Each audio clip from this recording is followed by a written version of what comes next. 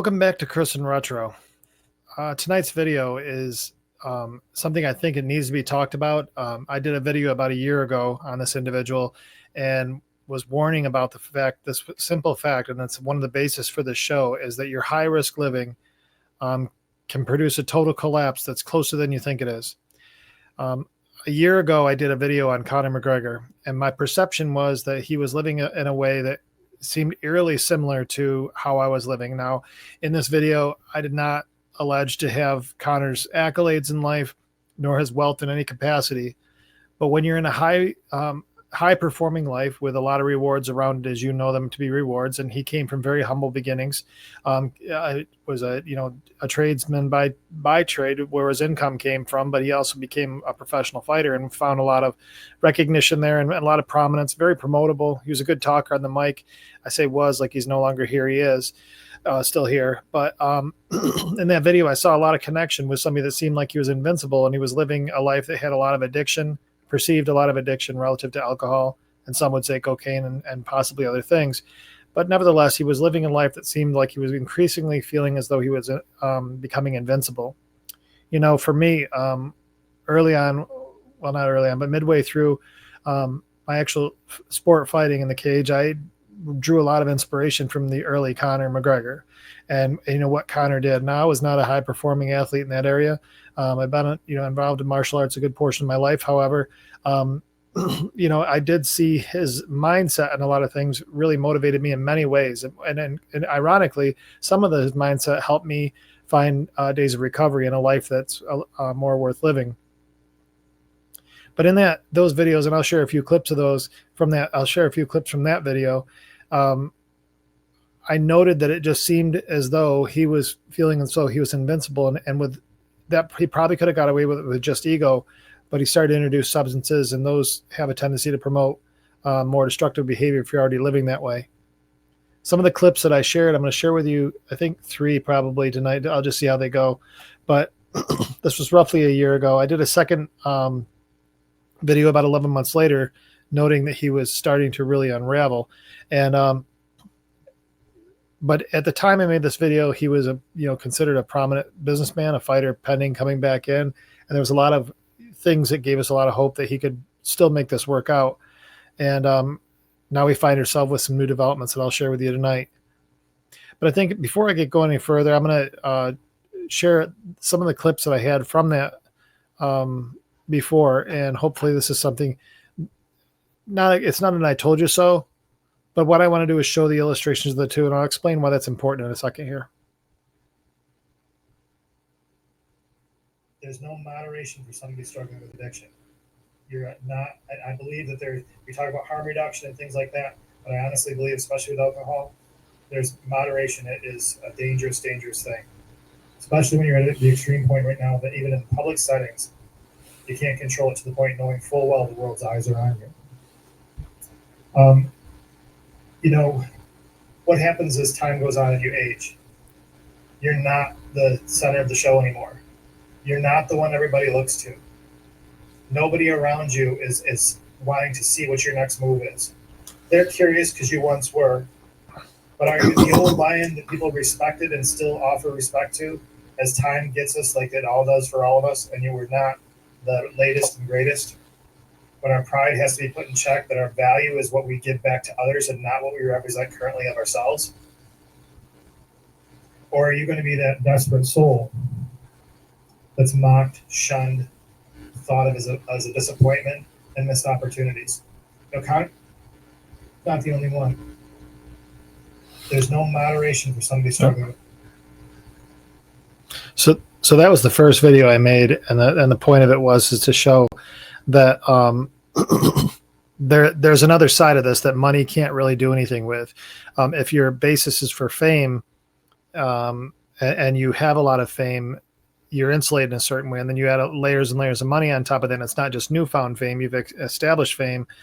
There's a lot of insulation there, and it may seem like you're invincible, and it seems as though that might have been some of the challenges he's had. So, that was the first clip. I'm gonna share with you a few more.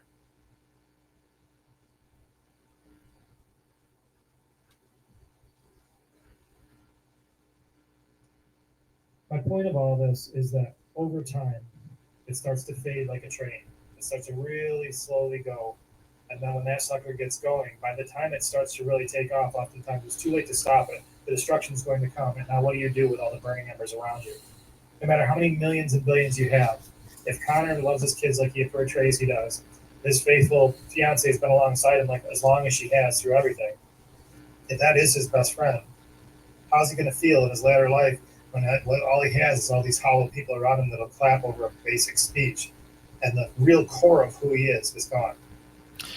So what I was referring to in that basic speech was he had The point of all this. he had a comment that he had Ryan Garcia had fought Tank Adams, and he went into his locker room afterwards, clearly substance affected in some capacity. I certainly am not.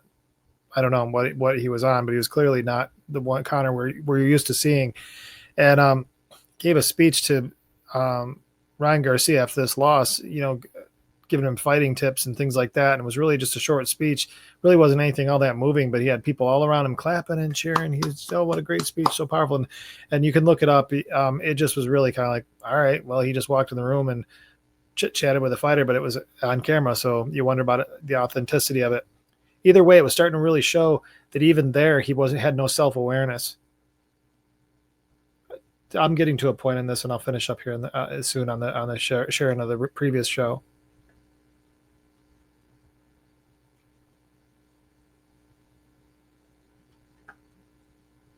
Spoke about him on the show before, but to see him publicly,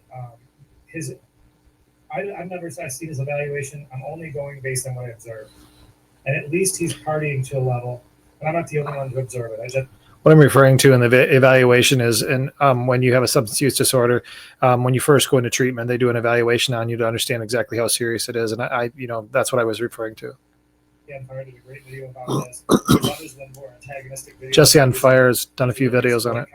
But, he's put himself in these positions. For me, and the purpose of this channel is to show how, no matter how powerful you are, we're seeing the unraveling of a man. And if you're in your life are in that place where you really feel like you're in control, I would argue you're probably not. That locomotive of addiction is really starting to take off. And I'll share this video real quick for you. So with that, my point was, and we're seeing this now with the most recent development where channels and others are out there and they're using his story now as really a way to get more clickbait. And some may argue that's what I'm doing here too. And I hope people do watch this video. On the original video, this is a small channel. So for me to get 11,000 views and something like that was pretty substantial. I didn't do any extra promotion on it at all. Just the nature of the subject, and it caught some attention. We are seeing a lot of people cover the most recent developments in Conor's life. And, it's all under the same guys, washed up fighter, all this, or not washed up. I've seen use that term, but I'm using it as you can see on the title. Questioning, is he washed up? He's not as a fighter. I mean, he's still a high performing athlete, but a lot has happened in his life. And I wonder what is going on and if the substance use is just really taken on too much. But, what I noted is the same thing I've alleged in my life. And I've seen in others as well, that even though you're in this insulated place where you feel like you are invincible and nothing can touch you, it's starting to unravel, and there's a lot of ways it can unravel. I can't remember if this next in the clip I'll share with you at the end, but there's one portion of the video I talk about. There's a lot of ways you can be taken down in those places. Very powerful people get taken down by rivals all the time. All it takes is a few rivals, and you got yourself in a bind. And I think Conor's found himself in a lot of that situation currently. Some of the comments I got on the video, that original video, were basically around the nature of that money would protect him. His money, he's insulated, a lot of that. One person I can recall offhand was basically saying he's living his best life, leave him alone. I got a lot of comments about it. It was a good video. There were some people in there that I alleged to know him, and made other comments about some other behaviors that they had seen. I'm not sure if that's true or not. There's no way for me to verify that, but these are the types of comments that happen. Now, keep in mind that was a year ago, and these people are somewhere in between the beloved Conor McGregor and saying, it's okay, it's not that bad, hey, there's no way he can ever unravel, to others saying, yeah, it's possible. And here we are 12 months later, and I think it's almost a year later, if I recall correctly from the time signature on the video. I don't recall exactly when I did it. Here we are, and where are we? Well, Conor McGregor, after a lot of other things going on, was convicted of an assault charge on a woman, and it's a pretty egregious charge if it's true, and it's pretty prevalent right now across news media. So you won't take much to find it. If you looked up news of Conor McGregor now, you'll see exactly what he's just been convicted of.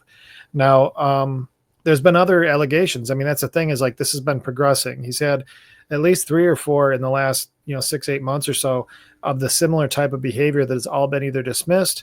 I don't know if he's paid hush money or what, but they all seem to go away, and this one didn't.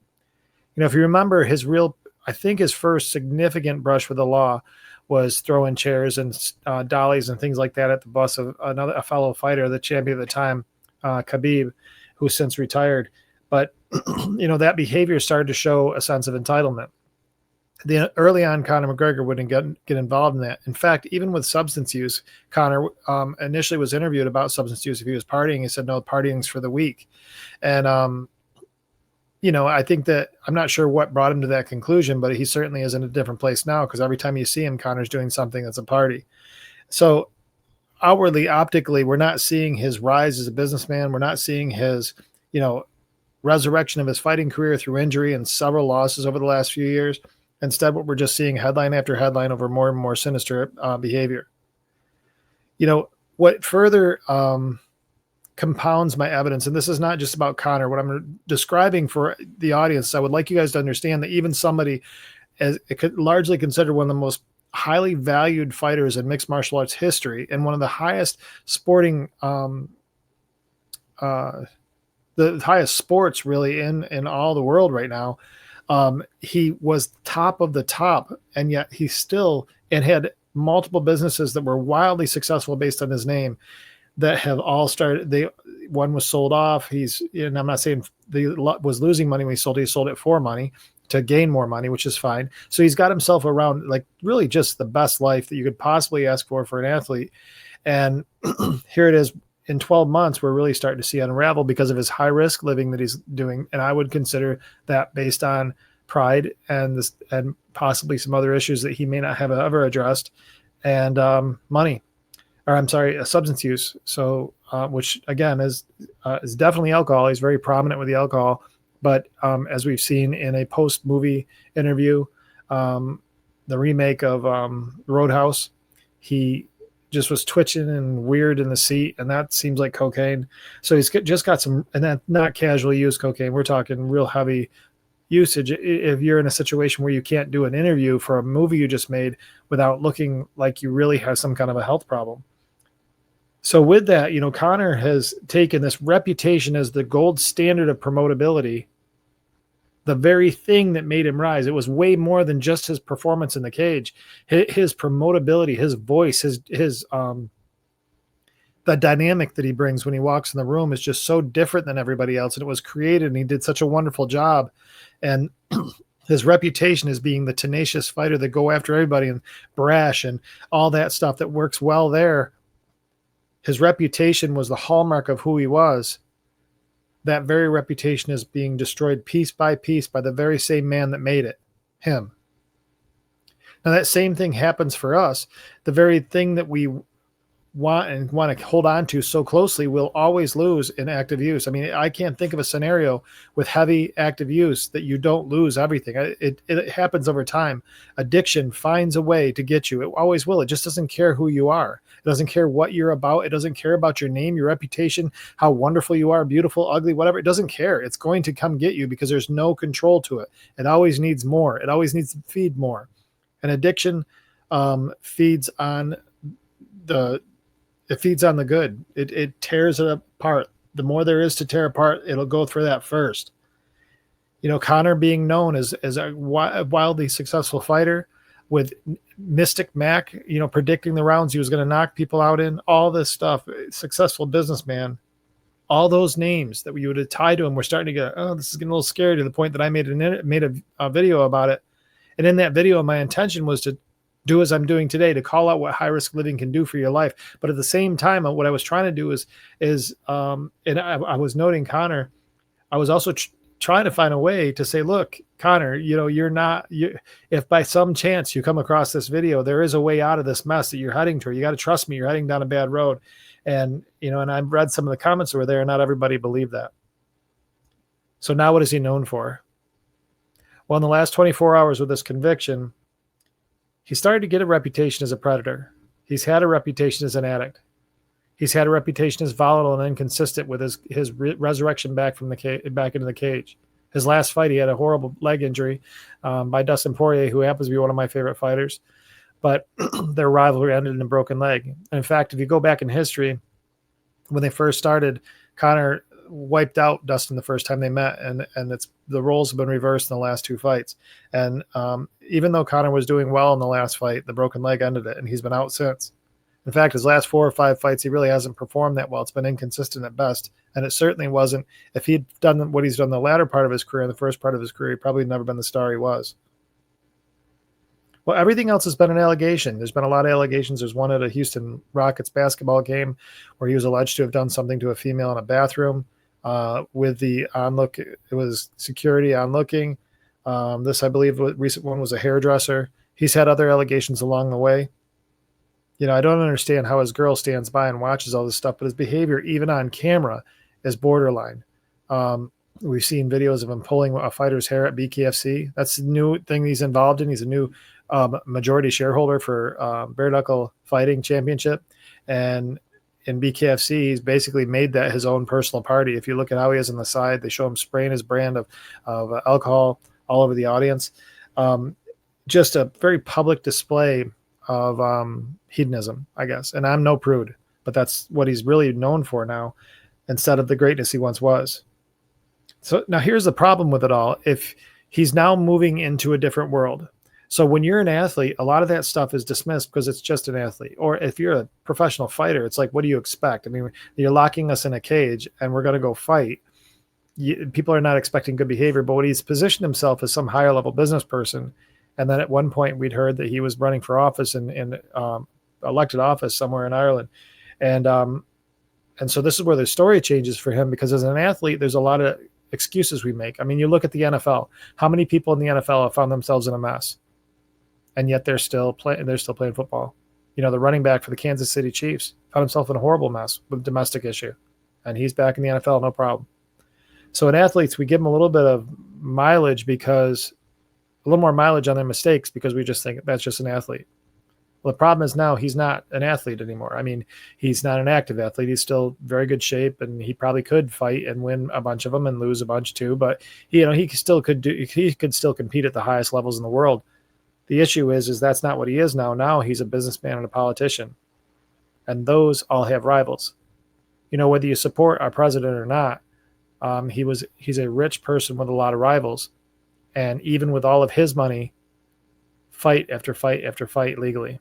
And had it not been for his constitution, and if he'd been actively using alcohol or other things, he, as an addict, he may have found himself in the same situation. But at least he had some advisors around him, and his own personal behavior didn't seem to, at least very publicly, display the very things that he's being accused of privately. Whereas Conor, on the other hand, has been behaving publicly in front of cameras in ways that are concerning, and leave the private stuff that he says is not true.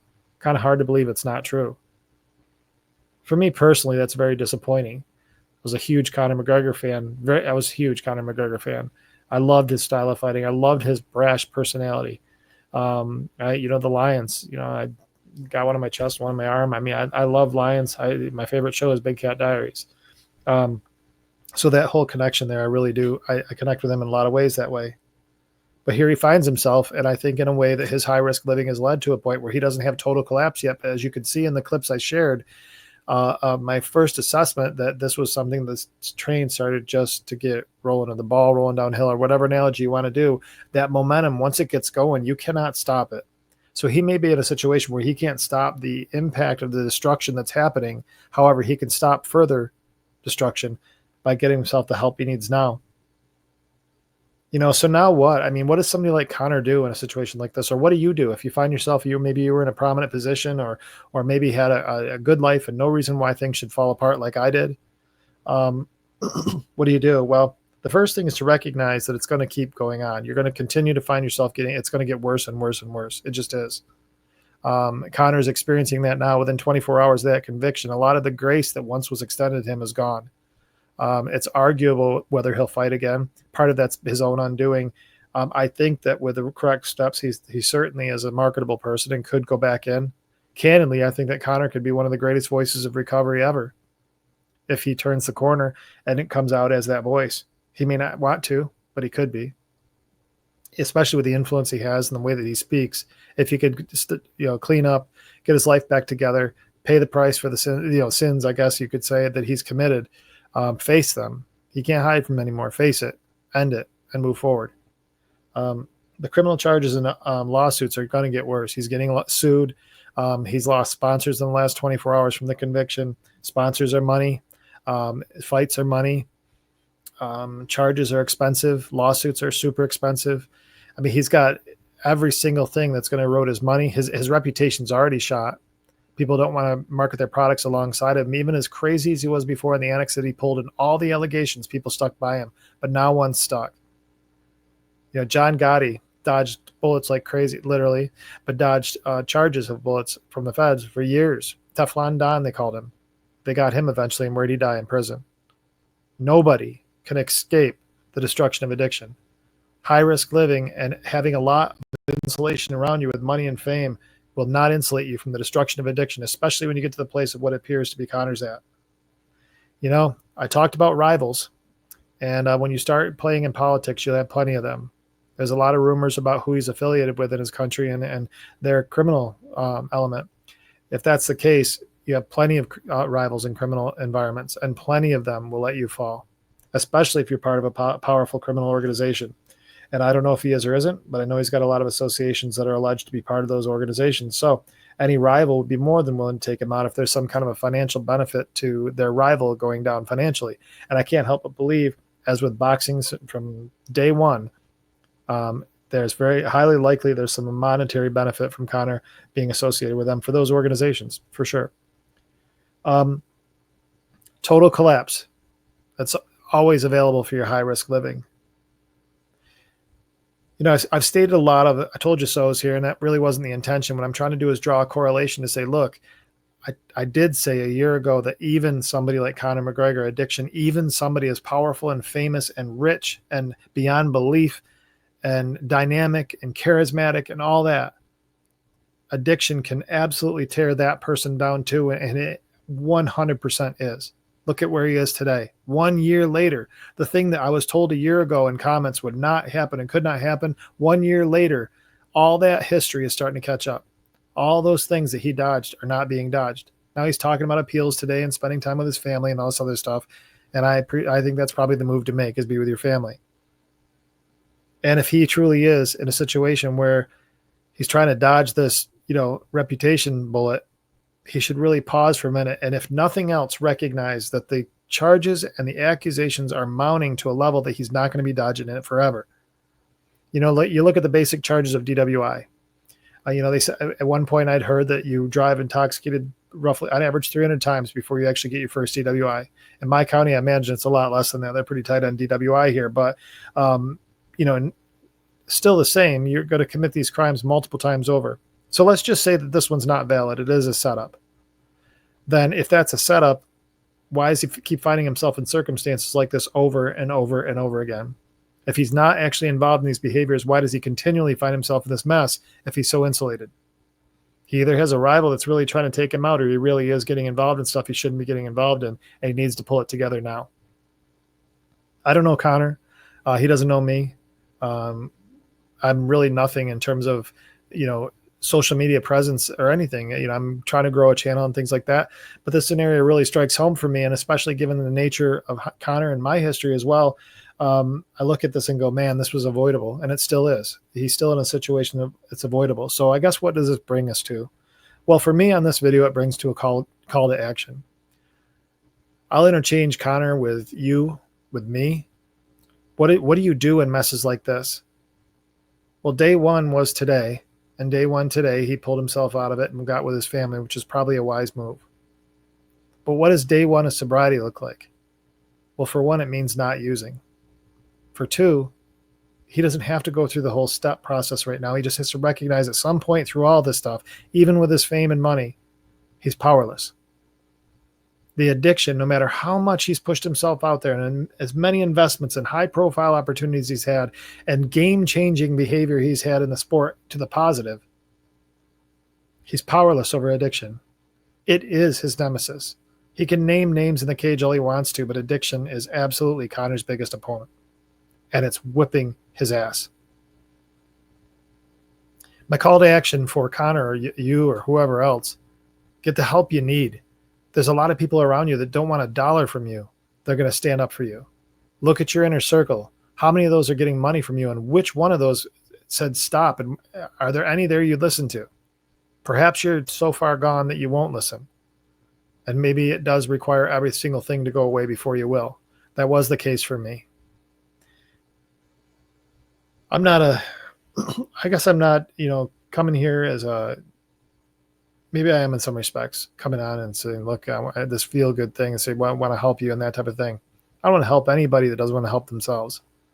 But I do think there's, for those of you watching this, to recognize that if it can happen to him, it can happen to anybody. So all the dice you roll, every time you're on a business trip and you go and you're pulling some moves with some girl and you're married, you might have got away with it that time, but you got to live with it. How many more times you're going to do it, or is that just going to embolden you to keep doing it because you didn't get caught the last time? But you're going to take a little more risk this time than you did the last time. Criminal behavior. Most criminals get caught because of repetition. Not everybody's a dumb criminal that gets caught. A lot of times it's just repetition, a pattern behavior. People start to see it. Now you add on to it addiction problems, with heavy addiction problems, which appears to be the case here. Your judgment about what your repeating behavior is lapses huge.